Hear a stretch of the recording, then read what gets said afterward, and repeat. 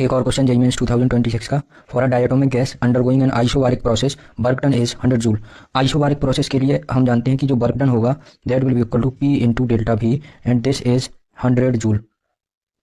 Then calculate heat supplied in the process. Heat supplied, क्योंकि process isobaric है तो isobaric process के लिए हीट सप्लाइड हम सीपी के फॉर्मूले से निकालेंगे, क्योंकि pressure is constant in isobaric process. तो सीपी जो होगा that will be equal to 1 upon mu into delta Q upon delta T, where delta T is the amount of heat supplied.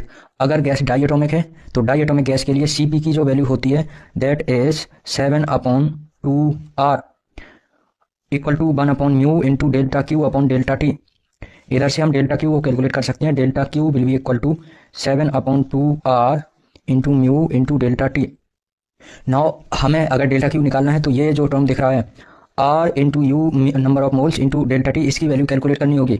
हमारे पास वर्क डन गिवन है, इसी के फॉर्मूले से ये वैल्यू कैलकुलेट करनी होगी।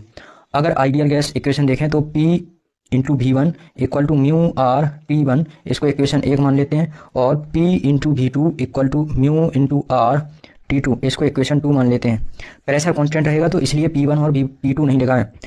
दोनों इक्वेशन से हम लिख सकते हैं पी इंटू डेल्टा भी equal to mu R into delta T. तो इधर से पी इंटू डेल्टा भी की जो वैल्यू है यही वैल्यू होगी mu R into delta T की, और पी इंटू डेल्टा भी की जो वैल्यू है दैट इज 100 जूल। तो अगर इधर पे वैल्यू पुट करें तो delta Q will be equal to 7 upon 2 into mu R delta T की जगह 100, इधर से हमारा आंसर बनेगा 350 जूल।